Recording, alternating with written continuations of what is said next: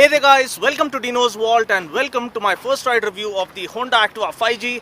Everything that you need to know about this new variant is what is coming up. So without further ado, let's get started with this video.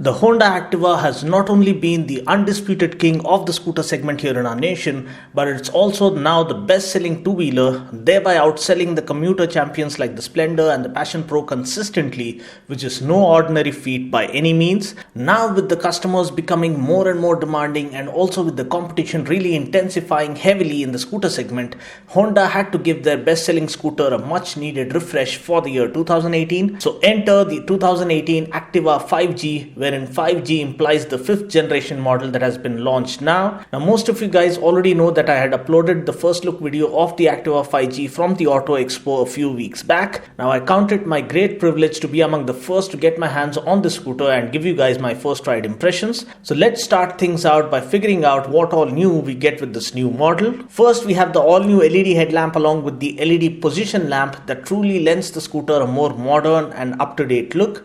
We also get the chrome accents on the front panel that tries to add in a premium feel to the scooter, and I'm sure chrome lovers would appreciate that touch. We then have the part digital part analog speedo console wherein we get an analog speedometer, and the digital readouts include the odometer, trip meters, fuel gauge, clock, an eco light indicator and a service reminder. Now please note that there appear to be two models on sale, one with the regular analog speedo console and one with the part digital part analog console, such that you can choose whichever one suits your personal preference. We also now get a dedicated boot release switch incorporated into the ignition key slot cluster. Now this allows you to release the boot for refueling without having to remove the key from the key slot. Another significant inclusion is that of a front hook that allows us to hook on bigger bags, especially bags containing your monthly groceries, etc. We also still get the secondary hook underneath the seat, which would always come in handy. Also, though it's not particularly mentioned by Honda anywhere, I feel the seat is now longer and more spacious than before.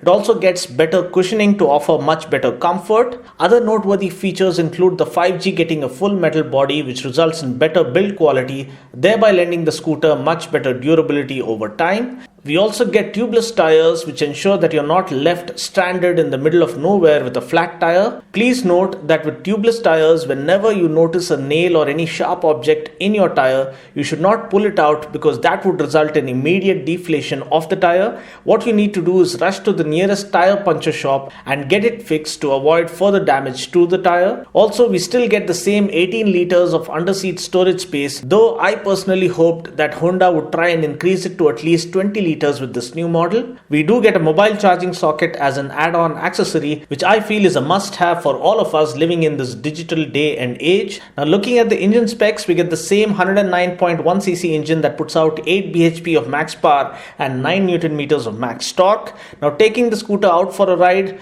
the class-leading refinement of the Activa has always been its USP, and that continues to be the case with the 5G model as well. It is so buttery smooth and so quiet that at times you wonder whether the engine is on or off. Another major advantage that the Activa has always enjoyed over its rivals was the initial pickup. When you combine best-in-class refinement with well ahead of its class pickup, what we get is a winning combination, and that's exactly what has kept people's hearts and minds captivated for well over a decade now. Also, the engine durability is undoubtedly the best when the branding reads Honda. I still see some of my friends using their Activa for over 5 years now, and the engine is just as much as refined and packs in the same punch as it did when it was brand new. Now please note that taking good care of your vehicle results in the bike offering good engine life, so always get it serviced on time and also change the necessary parts when due, such that the scooter serves you well through its lifespan. The seat, as I mentioned before, feels a lot more comfortable now and offers offers much better room for the rider as well as the pillion. The flat floorboard along with scooped out front panels offer adequate legroom for riders of all sizes, at least up to 6 feet tall. The suspension was the only glitch with all the Activas so far, wherein the shocks were slightly on the stiffer side, such that when you hit a rough patch on the road, you could feel every undulation filtering through to your body.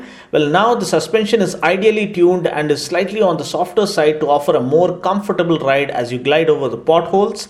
One disappointment though is that we still do not get telescopic forks up front, and I really request Honda to consider offering telescopic forks up front, because that would definitely take the performance of the scooter to a completely different level, considering the superb pickup and refinement this scooter already has on offer. I also request Honda to consider offering larger 12-inch wheels as opposed to the 10-inch wheels that we get with the scooter, because that would lend the scooter much better stability at speeds upwards of 80 km per hour. The scooter does 80 effortlessly and just starts feeling a little uncertain post that, so I guess larger wheels would render the scooter more stable at higher speeds. Talking about the brakes, we still do get Honda's patented combi brake system with equalizer, which pretty much ensures that brake force is equally distributed to the front and the rear wheel simultaneously, even if you end up using only the rear brake. Now this is a good safety feature to have on board, because it results in offering a much safer and more secure braking mechanism overall. Now talking about other relevant specs, ground clearance is 153 mm,